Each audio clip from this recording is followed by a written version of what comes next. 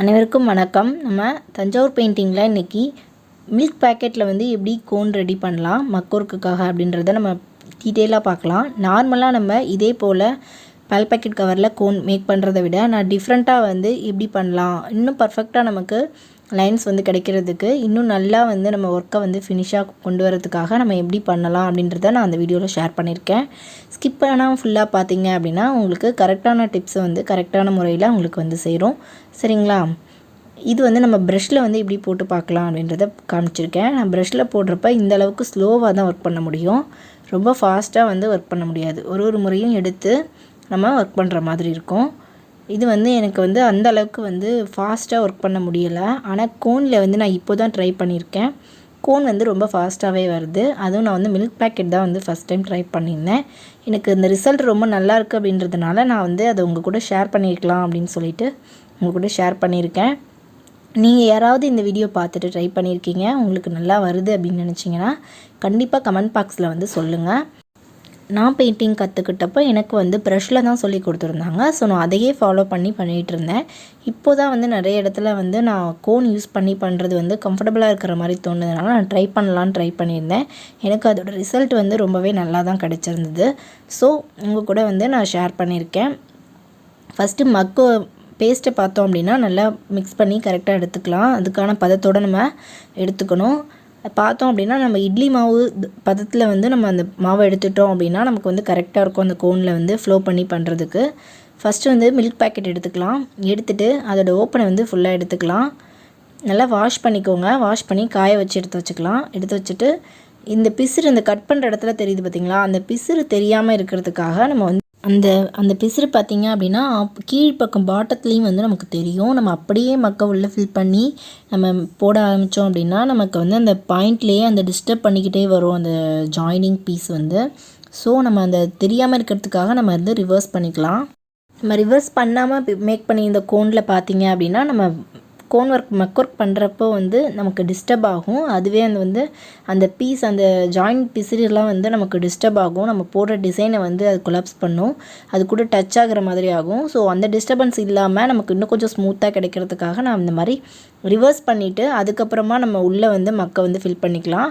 நான் சின்னதாக ரெடி பண்ணால் இன்னும் கம்ஃபர்டபுளாக இருக்குங்கிறதுனால ஒரு 3 ஸ்பூன் வரைக்கும் மட்டும் ஆட் பண்ணியிருக்கேன். ஒரு 3 ஸ்பூன் ஆட் பண்ணிவிட்டு அதை நம்ம டைட்டாக க்ளோஸ் பண்ணிக்கலாம். நல்லா இது மாதிரி நல்லா ரொட்டேட் பண்ணி டைட் பண்ணி பிடிச்சிக்கலாம். பிடிச்சிட்டு நம்ம த்ரெட்டை வச்சு நம்ம நல்லா டைட் பண்ணிக்கலாம். இந்த டிப்பை பாயிண்ட்டை உள்ளே மடக்கு இல்லாமல் எடுத்துகிட்டுருக்கணும். நம்ம ஊற்றுறதுக்கு முன்னாடியே கூட நம்ம ஏதாவது ப்ரஷ்ஷோட பின்பக்கமாக கொடுத்து நம்ம எடுத்துட்டோம்னா நமக்கு ஈஸியாக வந்திருக்கும். பட் நான் மறந்துட்டேங்க.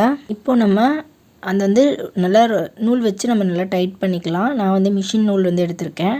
அதை எடுத்து நல்லா டைட் பண்ணி நிறைய ரிங் கொடுத்து நம்ம ஒரு நாட் போட்டுக்கலாம். நாட் போட்டுட்டு ரிமைனிங் த்ரெட்டை அதில் நமக்கு கையில் டிஸ்டர்ப் ஆகாத அளவுக்கு அதிலே முறுக்கி விட்டுக்கலாம். அப்படி இல்லைன்னா நம்ம கட் பண்ணி எடுத்துக்கலாம். இந்த மாதிரி நான் முறுக்கி விட்டுடுறேன். மிச்ச த்ரெட்டை இன்னும் கொஞ்சம் நமக்கு டைட்டாக இருக்கும் அந்த நாட் அப்படின்னு சொல்லிட்டு முறுக்கி விட்டுட்டு ரிமைனிங் பேப்பர் இருக்குங்களா, அதை நல்லா டிஸ்டர்ப் ஆகாத அளவுக்கு நல்லா மடிச்சிட்டு அது மேலே ஒரு ரப்பர் பேண்ட் போட்டு நான்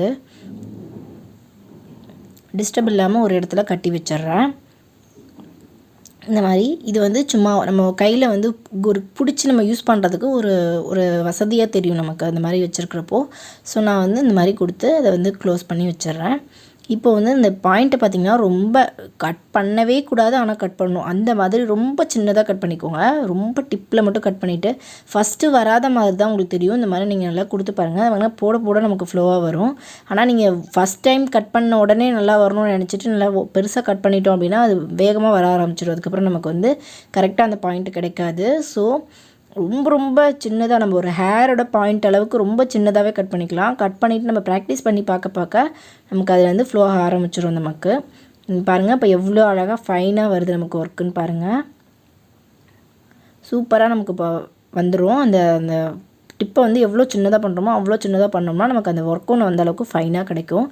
பெருசாக பண்ணிட்டோம் அப்படின்னா நமக்கு அது பொதன்னு வர ஆரம்பிச்சிடும்லேருந்து நம்ம ப்ரெஸ் பண்ணி நம்ம கண்ட்ரோலில் வச்சு போட முடியாது. வேணால் பேஸ் ஃபில் பண்ணுறதுக்கு நம்ம கொஞ்சம் பெரிய ஹோலாக போட்டு பேஸ் ஃபில் பண்ணுறதுக்கு தனியாக நம்ம கோன் ரெடி பண்ணிக்கலாம்.